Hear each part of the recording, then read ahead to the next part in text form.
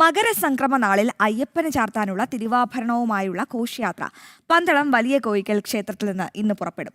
ഉച്ചയ്ക്ക് 1 മണിക്കാണ് തിരുവാഭരണ ഘോഷയാത്ര പുറപ്പെടുക. മരുതമനയിൽ ശിവൻകുട്ടിയാണ് ഇത്തവണ മുതൽ തിരുവാഭരണ വാഹക സംഘത്തിന്റെ ഗുരുസ്വാമി. PN നാരായണ വർമ്മയാണ് ഇത്തവണത്തെ രാജപ്രതിനിധി. വിവരങ്ങളുമായി ഗോകുൽ രമേശ് എഴുതുന്നുണ്ട്. Gokul, very good morning.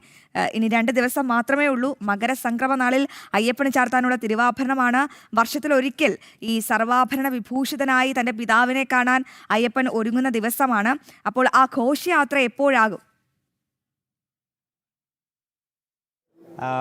Aswathy, സ്വാമി ശരണം. എന്തായാലും ശബരിമലയിലെ ഏറ്റവും പ്രധാനപ്പെട്ട ചടങ്ങുകളിൽ ഒന്നാണ് തിരുവാഭരണ ഘോഷയാത്ര എന്ന് പറയുന്നത്. അശ്വതി സൂചിപ്പിച്ചതുപോലെ തന്നെയാണ്. അതായത് അയ്യപ്പൻ്റെ പിതൃസ്ഥാനീയനായിട്ടുള്ള പന്തളം രാജാവിന് വർഷത്തിലൊരിക്കൽ തൻ്റെ മകനെ പന്തളം രാജകുമാരനായി കാണണം. വനവാസിയായിട്ടുള്ള അല്ലെങ്കിൽ വനത്തിൽ വസിക്കുന്ന അദ്ദേഹത്തിൻ്റെ മകനെ ഒരു നാൾ ഇത്തരത്തിൽ സർവാഭരണ വിഭൂഷിതനായിട്ട് കാണണമെന്നുള്ള ആഗ്രഹം പ്രകടിപ്പിച്ചപ്പോൾ അതിന് അയ്യപ്പൻ അനുവാദം നൽകിയത് മകരസംക്രാന്തി ദിനത്തിലാണ്. അന്ന് അയ്യപ്പന് ചാർത്തുന്നതിന് വേണ്ടിയിട്ടുള്ള തിരുവാഭരണങ്ങളും അതോടൊപ്പം തന്നെ ആ വാളും പരിചയമടങ്ങുന്ന ഒരു രാജകീയമായിട്ടുള്ള ആടകളൊക്കെ തന്നെയാണ് ഈ തിരുവാഭരണങ്ങൾ എന്ന് പറയുന്നത്. ആ തിരുവാഭരണങ്ങൾ ഇവിടെ നിന്നും പന്തളം കൊട്ടാരത്തിൽ നിന്നും ശബരിമലയിലേക്ക് സന്നിധാനത്തേക്ക് അയ്യപ്പൻ്റെ അടുത്തേക്ക് ഘോഷയാത്രയായി കൊണ്ടുപോകുന്ന ആ ഒരു ചടങ്ങാണ് തിരുവാഭരണ ഘോഷയാത്ര എന്ന് പറയുന്നത്. എന്തായാലും ഇന്നാണ് തിരുവാഭരണ ഘോഷയാത്ര നടക്കുന്നത്. പന്തളം വലിയ കോയിക്കൽ കൊട്ടാരത്തിൽ നിന്ന് തിരുവാഭരണങ്ങൾ അവിടുത്തെ സ്ട്രോങ് റൂമിലാണ് അത് സൂക്ഷിച്ചിരിക്കുന്നത്. അതിന്ന് രാവിലെ അല്പസമയം മുമ്പ് അത് വലിയ കോയിക്കൽ ശ്രീധർമ്മശാസ്ത്ര ക്ഷേത്രത്തിലേക്ക് തിരുവാഭരണങ്ങൾ എത്തിച്ചിട്ടുണ്ട്. നിലവിൽ നമ്മളിപ്പോൾ നിൽക്കുന്നത് വലിയ കോയിക്കൽ ശ്രീധർമ്മശാസ്ത്ര ക്ഷേത്രത്തിലാണ്. ഇവിടെ വലിയ ഭക്തജനത്തിരക്ക് രാവിലെ മുതൽ നമുക്ക് കാണുവാനായിട്ട് സാധിക്കുന്നു. കാരണം ഇവിടെ ഈ ക്ഷേത്രത്തിൽ ഇന്ന് സാധാരണ ഭക്തർക്കും ഈ തിരുവാഭരണങ്ങൾ കണ്ട് തൊഴുവാനായിട്ടുള്ള അവസരമുണ്ട്. അത് കണ്ടു തൊഴുവാനായിട്ട് രാവിലെ മുതൽ തന്നെ വലിയ ഭക്തജനത്തിരക്കാണ്. ഇന്ന് ഉച്ചയ്ക്ക് 12 മണി വരെ തീർത്ഥാടകർക്ക് തിരുവാഭരണങ്ങൾ ഇവിടെ എത്തി കണ്ടു തൊഴാം. അതിനുശേഷം ആചാരപരമായിട്ടുള്ള ചില ചടങ്ങുകളുണ്ട്. ആ ചടങ്ങുകൾ ആരംഭിക്കും. തുടർന്ന് ചടങ്ങുകൾക്ക് ശേഷം 1 മണിക്ക് കൃത്യം 1 മണിക്ക് ആകാശത്ത് ശ്രീകൃഷ്ണ പരുന്ത് വട്ടമിട്ട് പറക്കും. ആ പരുന്ത് പറക്കുന്ന ദൃശ്യം കണ്ടു കഴിഞ്ഞാൽ ഉടൻ തന്നെ തിരുവാഭരണ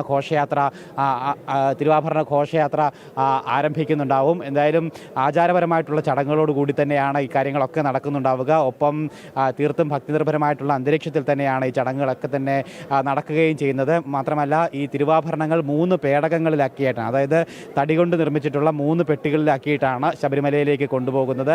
ആദ്യത്തെ പെട്ടിയാണ് ഏറ്റവും പ്രധാനം. അതിലാണ് അയ്യപ്പൻ്റെ തിരുവാഭരണങ്ങൾ, പ്രത്യേകിച്ച് അയ്യപ്പന് ചാർത്താനുള്ള അമൂല്യമായിട്ടുള്ള ആഭരണങ്ങളൊക്കെ തന്നെ ഉൾപ്പെടുത്തിയിരിക്കുന്നത്. ആ പെട്ടി ചുമക്കുന്നത് ഈ തിരുവാഭരണ വാഹക സംഘത്തിൻ്റെ ഗുരുസ്വാമിയായിട്ടുള്ള മരുതവനയിൽ ശിവൻകുട്ടി. ഇത്തവണയാണ് അദ്ദേഹം ഗുരുസ്വാമിയായി മാറുന്നത്. നേരത്തെ കുളത്തിനാൽ ഗംഗാധരപിള്ള എന്നുള്ള അദ്ദേഹമായിരുന്നു കഴിഞ്ഞ 40ഓളം വർഷങ്ങളായിട്ട് അയ്യപ്പൻ്റെ തിരുവാഭരണങ്ങൾ വഹിച്ചിരുന്നത്. നിലവിൽ നമ്മളോടൊപ്പം ഇപ്പോൾ കൊട്ടാരത്തിൻ്റെ പ്രതിനിധി അടക്കം ചേട്ടാ നമസ്കാരം. ഇന്നത്തെ ചടങ്ങുകളൊക്കെ ഏത് രീതിയിലൊക്കെയാണ്? ഇന്നത്തെ ചടങ്ങുകൾ ഇതുവരെയുള്ള എല്ലാം ഭംഗിയായിട്ട് കഴിഞ്ഞു. ഇനി അടുത്തത് ദർശനം.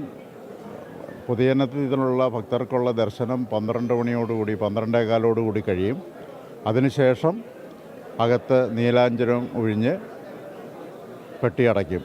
അതോടൊപ്പം തന്നെ രാജപ്രതിനിധി, ഇതിനോട് അനുഗമിക്കുന്ന രാജപ്രതിനിധിക്ക് വല്യതമ്പുരാൻ ഒടവാള് കൊടുത്ത് അനുഗ്രഹിക്കും. അതോടുകൂടി ഇവിടുത്തെ ചടങ്ങുകൾ അവസാനിക്കും. അതുപോലെ കൃഷ്ണപ്പരുന്ത് വട്ടമിട്ട് ആകാശത്ത് വരുന്നതോടുകൂടി തിരുവാഭരണപ്പെട്ടി ഇവിടുന്ന് യാത്രയാകും. ഈ ഭക്തജനങ്ങളുടെയൊക്കെ ഒരു സാന്നിധ്യം മുൻവർഷത്തേക്കാളൊക്കെ കൂടുതലായിട്ട് ഇക്കുറിയും അനുഭവപ്പെടുന്നുണ്ട്. എല്ലാ വർഷങ്ങളും ഭക്തജനങ്ങളുടെ സാന്നിധ്യം കൂടിക്കൊണ്ട് തന്നെയാണ് ഇരിക്കുന്നത്. ഭക്തജനങ്ങൾ ധാരാളം കഴിഞ്ഞ ദിവസങ്ങളിലൂടെ മണ്ഡലക്കാലം ആരംഭിച്ച മുതൽ കൊട്ടാരത്തിൻ്റെ സ്ട്രോങ് റൂമിൽ തിരുവാഭരണം തുറന്നു വെച്ചിട്ടുണ്ടായിരുന്നു. ആ കാലങ്ങളിലെല്ലാം വളരെ അധികം ഭക്തജനങ്ങൾ ഇവിടെ ദർശനം നടത്തിയിട്ടുണ്ട്. അവർക്ക് വേണ്ടുന്ന എല്ലാ സൗകര്യങ്ങളും കൊട്ടാരവും ഇവിടെ ദേവസ്വം ബോർഡും എല്ലാം ഒരുക്കിയിരുന്നു. വളരെ നന്ദി. എന്തായാലും ഇന്നത്തെ ക്രമീകരണങ്ങളെ പറ്റിയാണ് അദ്ദേഹം സംസാരിച്ചത്. നമ്മൾ സൂചിപ്പിച്ച് വന്നത് മരുതവനയിൽ ശിവൻകുട്ടി, അദ്ദേഹമാണ് ഇക്കുറി ഈ തിരുവാഭരണ പേടകം വഹിക്കുന്നത്. ഈ അയ്യപ്പൻ്റെ തിരുവാഭരണങ്ങളടങ്ങിയ ഏറ്റവും പ്രധാനപ്പെട്ട ആദ്യത്തെ പേടകം ശിരസിലേറ്റുന്നത് അദ്ദേഹമാണ്.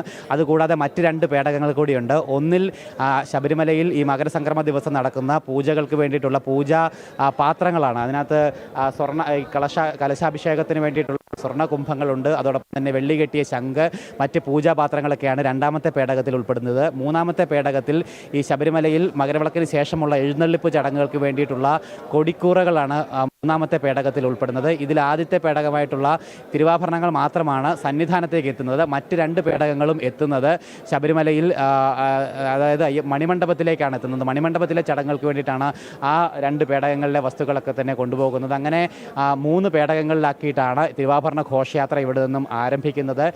40ഓളം അംഗങ്ങൾ അടങ്ങുന്ന ആളുകളാണ് ഈ തിരുവാഭരണം ശിരസിലേറ്റിക്കൊണ്ട് ശബരിമലയിലേക്ക് യാത്രയാവുന്നത്. 3 ദിവസം നീണ്ടു നിൽക്കുന്ന യാത്രയാണ്. ഇന്ന് ഇവിടെ നിന്നും ആരംഭിക്കും. അതിനുശേഷം ഇന്ന് വൈകിട്ട് അയിരൂരിലാണ് ഈ യാത്ര സമാപിക്കുന്നത്. അയിരൂരിൽ ഇന്നത്തെ യാത്രയ്ക്ക് വിശ്രമമുണ്ട്. അതിനുശേഷം നാളെ അയിരൂരിൽ നിന്ന് ആരംഭിച്ച് ലാഹ സത്രത്തിൽ നാളെ വൈകിട്ടത്തെ യാത്ര അവസാനിക്കും. അതിനുശേഷം വീണ്ടും വനപാതയിലൂടെ കയറി മറ്റന്നാൾ, അതായത് 14-ാം തീയതി ഉച്ചയോടുകൂടി ശബരിമലയിൽ എത്തിച്ചേരും. അതിനുശേഷം വൈകുന്നേരം 5 മണിക്ക് ശരംകുത്തിയിൽ എത്തിച്ചേരും. ശരംകുത്തിയിൽ വെച്ചുകൊണ്ട് ദേവസ്വം ബോർഡ് ആചാരപരമായിട്ടുള്ള സ്വീകരണം നൽകി ഈ തിരുവാഭരണത്തെ വാദ്യമേളങ്ങളുടെയും ശരണമന്ത്രങ്ങളുടെയും ഒക്കെ അകമ്പടിയോടുകൂടി സന്നിധാനത്തേക്ക് കൊണ്ടുപോകും. തുടർന്ന് സന്നിധാനത്ത് 18-ാം പടി കയറി എത്തുന്ന തിരുവാഭരണ പേടകത്തെ മേൽശാന്തിയും തന്ത്രിയും ചേർന്നുകൊണ്ട് ഏറ്റുവാങ്ങി ശ്രീകോവിലിനുള്ളിലേക്ക് കൊണ്ടുപോകും. തുടർന്ന് അയ്യപ്പന് ഈ തിരുവാഭരണങ്ങളൊക്കെ ചാർത്തിയാണ് ആ ദീപാരാധനയ്ക്ക് ശേഷം അന്ന് വൈകിട്ട് നട തുറക്കുമ്പോഴാണ് പൊന്നമ്പലമേട്ടിൽ മകരജ്യോതി തെളിയുന്നത്. ലക്ഷങ്ങൾ കാത്തിരിക്കുന്ന മകരജ്യോതി ദർശനം ആ സമയത്താണ് ഉണ്ടാവുക. അതേ സമയത്ത് തന്നെ ആകാശത്ത് മകരനക്ഷത്രവും തെളിയുന്നുണ്ടാവും.